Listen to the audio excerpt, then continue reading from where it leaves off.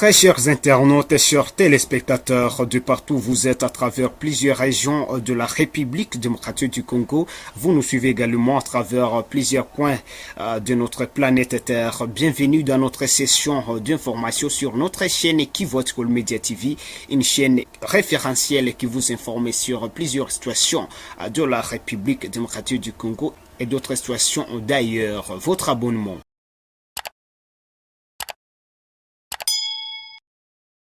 La République démocratique du Congo n'est pas en crise politique pour passer à une quelconque forme de dialogue entre les acteurs de la classe politique.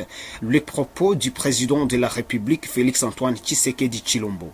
Je ne suis pas à l'origine d'une telle initiative, car pour moi, le pays n'est pas en crise politique pour chercher à tenir encore des dialogues qui vont aboutir sur des arrangements qui vont encore mettre le pays entre parenthèses. Nous ne voyons vraiment pas ni la nécessité ni l'urgence, mais moi, comme toujours, et avec tous mes compatriotes, j'ai toujours eu les bras tendus, les bras ouverts pour parler avec quiconque le voudrait. Donc ici, je voudrais vous informer que ce débat ne concerne ni ma personne, ni la famille politique qui est la nôtre. Donc il n'y a pas une telle initiative qui soit en chantier quelque part. Donc ceux qui parlent du dialogue, bon, ils parlent peut-être de leur volonté à vouloir parler avec nous. Et là, je le dis, la disponibilité est là.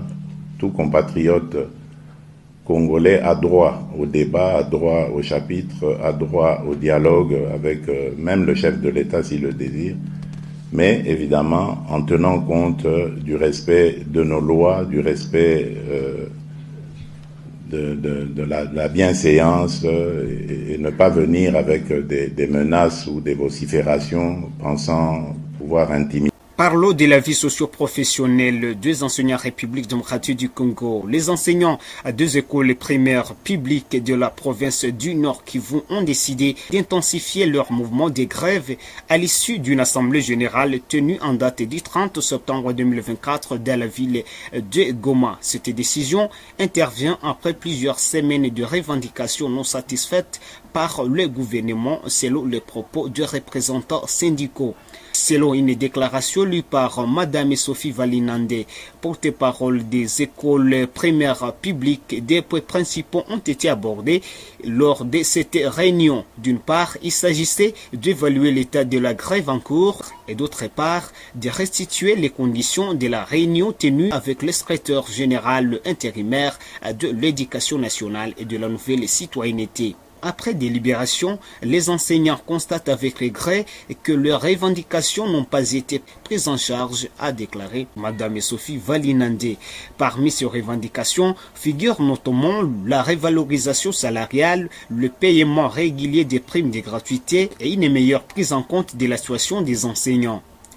Face à ce qu'ils qualifient de manque de considération de la part du gouvernement, les enseignants ont décidé de durcir leur mouvement de grève jusqu'à nouvel ordre. Le gréviste met en garde certains chefs d'établissement et sous-directeurs provinciaux de l'éducation qui, selon eux, bloquent les primes de gratuité au motif que les grévistes n'y auraient pas droit. Ils dénoncent également les refus de certains sous-prophètes de délivrer aux enseignants les documents nécessaires pour que leurs enfants soient admis dans les écoles secondaires. Il convient de rappeler que les activités scolaires dans plusieurs provinces éducationnelles, y compris au Nord Kivu, ont timidement repris depuis le 2 septembre 2024, la date officielle de la rentrée scolaire en République démocratique du Congo pour l'année scolaire à 2024-2025.